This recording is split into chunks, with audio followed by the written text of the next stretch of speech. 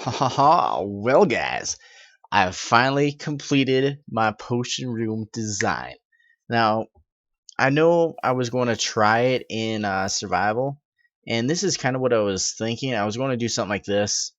I was just going to have, I think, 13 timers, and these timers only allow a signal of, or it allows 3 pulses to go through, so it would pulse the dropper 3 times, which would send out 3 items. Or I could just send like 1 pulse and have it affect 3 droppers, but I only wanted one dropper to be up there. So to cut down on that, I just made the timers, which it's quite a bit of redstone. So you guys know what I started with over there. I'll kind of go over it again. So I don't think this worked exactly as planned, but I had 15 whatchamacallits brewing stands here, and every time I hit a button I would get 3 pulses, and then there's 5 droppers here, so it would activate one of these, activate it 3 times, so I would get 15 items. And that's nice and all, but 15 items, I mean, that can't even fill up, or I mean, that fills up the entire thing. So let me just do this here. Let me clear my inventory and just grab one brewing stand. Alright, so with that, I was thinking, yeah, I'm never going to make, let's see, 45 potions at a time, which is that's more than double a double chest, in fact. So I was thinking, you know what? Wouldn't it be cool if I could make just like 27, or even better if I could just make 1 line at a time, so 9 at a time. And if I wanted to, I could get up to 27. So then I had the idea of getting rid of that 6 brewing stand, so it was down to 9. And then I was like, ooh, well, this design now I can shorten it 2 on both sides. But I was like, wow, there's really a lot of redstone, and I really don't need all these droppers, and it's just going to be a pain, really, no matter what I do. So I came up with that, and I was going to do that, but then I realized, that's going to be tough as well. So then I was trying to think, well, maybe if I go back to the 3 dropper thing, and maybe just send like 1 pulse for each one, maybe that might work a little bit easier. So I had this. I was like, nah, it's just too big. I don't want anything that big. So then I was working. Well, this was trying to get like locking in involved. So when I pressed the button, it would go through, and then it was supposed to go right here. It was supposed to unlock it so that a signal could pass through and then lock back up within just a few seconds. And that was really complicated. So where am I now? So then I was going to try and do something like this, something that was automated. So each of the droppers are facing right in the middle, and they're just facing the hopper right here. So it's like, oh, maybe I could activate that. Then I came up with this. I was like, well, why not try and stack them up on top of each other? And then when I hit a button, I would need 11 buttons. And, well, I need more than 11 buttons for each of the potions. Oh, which, by the way, originally I just wanted each of the ingredients, so like gas tier, magma cream, blaze powder. So that would be 1 for each of them. Then I realized, I don't really want that because I tend to forget how to make potions. So what I'm going to do is just make it so that it shoots out all the necessary ingredients for the potion. That way you don't have to hit the water bottle or the nether wart individually each time, which was kind of a pain. And then I realized, like, what this was going to be was it was going to send out things, but then it just got too complicated and I didn't really like it. So then I moved on, just a bunch of different things, but finally it hit me. So this is what I was looking for. I was looking for exactly like this. So over here, I got all the modifiers. I got fermented spider eye, gunpowder, glowstone, redstone. And then I got main potions. So right here, we got strength. We got weakness, regen, and poison. So those kind of go together because they're opposites. Health and speed are two of the main ones I would use. Fire resist and night visions are also two of the main ones, I guess. And now, like, to get, let's see, invisibility, I would just make a night vision and then grab a fermented spider eye, which doesn't really bother me. And then for weakness, unfortunately, I had to have two fermented spider eye droppers, which I didn't really like that. I wanted to connect them up, but it was just going to be a pain with the way I set this up. So anyways, like if I hit a button, it's going to send 3 out of whatever. So if I want strength, I'm going to hit this button. What's going to happen is, I'll kind of go through the wiring now. So each side's a little bit different, but it's about the same. So it would activate one of these timers, which would allow 3 pulses to go through. So that sends 3 pulses up to this dropper. All the other ones send up to the other droppers. But it also activates this line down here, which, if I run into the back here, comes... Well, one of them comes right here. Wait, no, it doesn't. My bad. They both come... So whenever I hit one of the potion lines, not the modifier lines, it's going to activate this redstone, which runs up here. Splits off 2 ways. This way it goes into a pulse extender, and it goes into this little timer which shoots out glass bottles. It shoots out 9 glass bottles, which is very important because every time you get 3, let's say 3 blaze powder, that can make 9 potions, so you need 9 glass bottles, so that had to split off a little different. But it also splits off into another little 3 pulse timer right here for nether wart. So let's hit a button here. So let's say I want strength. I hit that, and pretty quickly things start dropping down. Just make sure my inventory is, yeah. So I get 3 blaze powder, 3 nether wart, and 9 glass bottles, and then I can just look up here and fill the bottles up, which is really nice. And then let's say I want glowstone. That just activates 3 glowstone, so 3 glowstone fall down, and that worked out really nice. But I was starting to look at it and I was like, you know what? Looking at all the wiring, I could probably make it a little bit easier to follow, a little bit easier to understand, and probably cut a good portion of the redstone out, because I figure this is probably about 5, 6, maybe even 7 stacks of redstone, like including all the repeaters and the comparators and droppers and all that stuff. So it finally hit me. I had an amazing idea, and I'm really happy with how it turned out.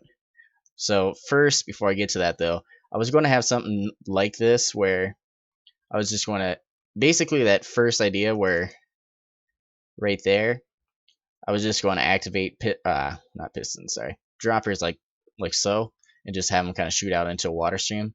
But I realized this was way too close and it just wasn't going to work out. So then I had this epiphany. So it's like, well, there's 13 items, and maybe this will work. So what I have here is I have 13 droppers, and I got redstone going to each one.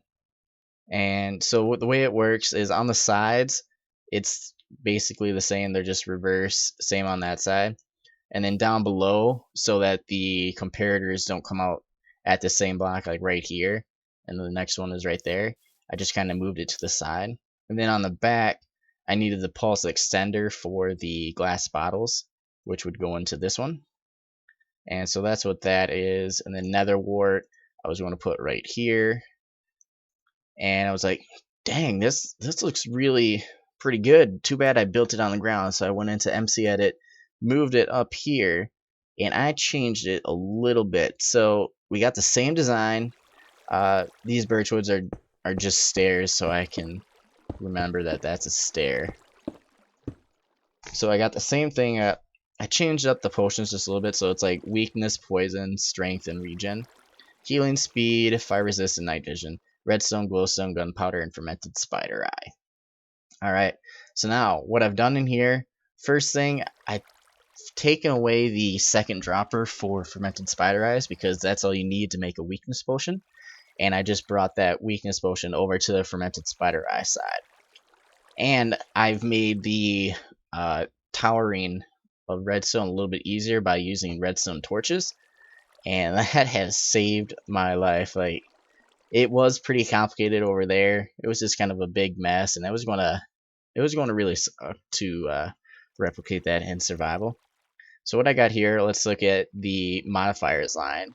So we got fermented spider eye, that goes to here, just vertical towers straight up, and that goes right up into here into a little timer right next to the dropper, which, by the way, this is the same thing as right down there, like the same dimensions for the droppers and stuff, and most of the timers are all the same.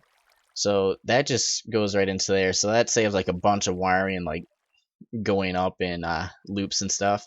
Just I can go straight up, so I really like that. Next we got gunpowder. There's a repeater right behind this block, and there's also a repeater right behind this block. And what that does is activates this block, which activates this redstone, which runs up here, hits another couple redstone torches, and activates this. And that's where the gunpowder is. Next one goes down here, follows this up, and goes right onto this one right here. And that's glowstone. And then redstone just goes straight down here and right up into there. So redstone's right there. Awesome. So now if we go back down in here, we got night vision, fire resist, speed, and healing. Alrighty. So let's take a look at this. And also I've done the same thing as before. Any ones that are potions, so all the way along this side and along this side there's a redstone going underneath. And I'll show you why in just a moment here. So I've kind of colored the wool. Well, I didn't color the wool, but I changed the color of wool for the sides so I didn't get mixed up. So the purple wool is on the two sides and the cyan is on the back, just so I don't get mixed up. So what happens here, night vision activates this repeater, which activates that block, runs over here, and then just goes straight up into this timer right there. This one would be fire resist, that just goes straight up right here. Another couple of torches, and activates this block right here. Now it's replicated on this side for speed and healing. And I guess we'll go over here for this side. So not fermented spider eyes, for the weakness potion, instead of having its own dropper, I've just vertical wired just a little bit here, and then it branches off over to here, hits this redstone repeater, hits this block, activates this redstone right here. I couldn't just run redstone right along here because that activates the glowstone dropper right there. Then I just had a comparator there. I could put a repeater, it's not going to matter. I was just testing to see if a comparator would work, and it does. And that just goes right here, uses the half slab trick, vertical wires up to here, then up to here, activates the timer for the fermented spider eye. Poison, a little bit different than the other side. This one actually hits this first first dropper right there. So it's a little bit easier to understand on this side, but that's because the fermented spider eye had to go over to that side. Next one, I can't remember what it is, but it goes up here, whoops, and just does a little kind of loop right up there. No torches for that one at all, just a repeater down there. And then finally the fourth selection comes over here, activates this timer, which hits this dropper, and then that leaves on the dropper, that leaves this one open, and that's where netherwort goes. So first things first is when you hit one of the potion lines, they connect right here. That goes up right into here and just activates this timer, which hits the netherwort for any of the potions that you select. Next, it also comes down here right in the middle. It splits off for any of the potions still. And if I can get out, there we go. That goes into here. This goes into a little pulse extender. Same as before, I've just brought it down instead of having it up top like that. and that's saved on a bit of wiring. And then I just run it up right here, and that goes right into this little timer right here, and that activates this. So now I'll give it a shot. Oh, by the way, water streams, it's the perfect amount. I put one there and one there, and it goes around the corner, comes down here, and ends right on this block. And then this block is one down. It's on the same level with the ice, and that's going to be so I can fill up my potions, because you need a full block of water there. So let's hit one, for example, let's say speed. Pretty quickly we'll start getting materials. So we got 9 glass bottles, 3 sugar, and 3 netherwort. Now the problem with the netherwort, and I really don't think it's too big a problem, I could probably fix it, but I'm going to leave it. When things get shot out of the droppers on these two right here, and even like for the golden carrot getting shot this way, it gets shot far out this way, and because it hits the ice, even though the water is pushing the opposite way, it's going to slide a little bit, so it's going to take it a while, and then it eventually makes its way down there, but it's not like too bad. So as you see, we got 9 glass bottles, 3 sugar, and 3 netherwort. Let's hit the fire resist. Alright, we got 9 glass bottles, 3 netherwort, and 3 magma cream. I got worried there. I was like, crap, the netherwort didn't activate. But it did. It just got shot out down here. Now if I hit one of the modifiers, for example gunpowder, I'll just get 3 gunpowder. And that's going to take it just a little bit to work its way down, because it's all on ice right here. So where's gunpowder? This one. So it gets knocked down, and then it travels right here. I could probably slow this down, like get rid of the ice right here, because what happens is when the item hits right here, I can demonstrate it. It's going to kind of like zoom over and go a little bit into this block, and then it's going to work its way down here. So let's say we got one shot out right there. You see how it hits that block right there? So I could probably remove some of the ice here, and that wouldn't harm it at all. Now the weakness potion, I guess I'll show that. So if you listen for the clicks, you hear a bunch of clicks. It activates a fermented spider eye line. So I get 3 fermented spider eye, 3 netherwort, and 9 glass bottles. And if I just hit the fermented spider eye line, I'm just going to get 3 more fermented spider eyes. So this works amazingly well for, like, it's everything I want, basically.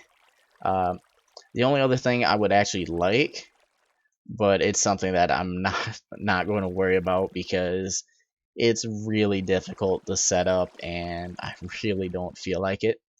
I mean, I probably could, but just all of this stuff has taken me a couple hours to work out and everything. But I could probably automate this. Like, I could maybe just put 1 brewing stand here, but I don't really need to automate it. I mean, I can wait right here, wait for items to fall, and just fill them up manually, because with this setup, like I said, you only get enough to make 9 potions every time you hit a button. So if I want to regen, I'm going to get 3 gas tiers, 3 netherwort, and 9 glass bottles. So that's enough to fill up like this side. So I could hit, in theory, multiple buttons at once. So I could do like regen and fire resist. I'm not sure how well that'll work, because I didn't wait for the glass bottle. Yeah, I didn't wait for the glass bottle or the for the netherwort to cool down. So it doesn't work exactly like how I thought it might just there, but you just gotta wait, I don't know, 2-3 seconds in between each press, and it'll work out fine. So that is my system. I'm happy with it. Basically, all I wanted to do was to try and challenge Etho's design and come up with a design that maybe it's a little bit smaller. It might be a little bit more complicated, but it works. I think it works very well. In line with Etho's. I mean, Etho doesn't have, like, all he has is the ingredient button, so you just push a button and you get your ingredient. This one, I only have to push a button and then I get all the things for that potion. Unless it needs a fermented spider eye, of course. So in that way, I think I beat it. I think I beat Ethos like that. But there's no way in heck that Etho wouldn't be able to think of something better than what I've thought of right here. And I hope he gives it a try because his potion room's a little old-fashioned. I wish he would like use all the new feature, like the comparators, maybe even droppers, or just like new functions of the game. And hopefully he does, because I would enjoy watching that, see how he chooses to do, see how he chooses to do his potion room if he does redo it. So with that, I think I'm going to end the episode. Thank you guys for watching, and have a nice day. And hopefully you guys learned a little bit. If you guys want this build, I could potentially help with it. I might be able to make a world download of it. I'm not quite sure, but that's only if you guys want it or if it's in high demand. So with that, I'm leaving. And again, thank you guys for watching. See you next time.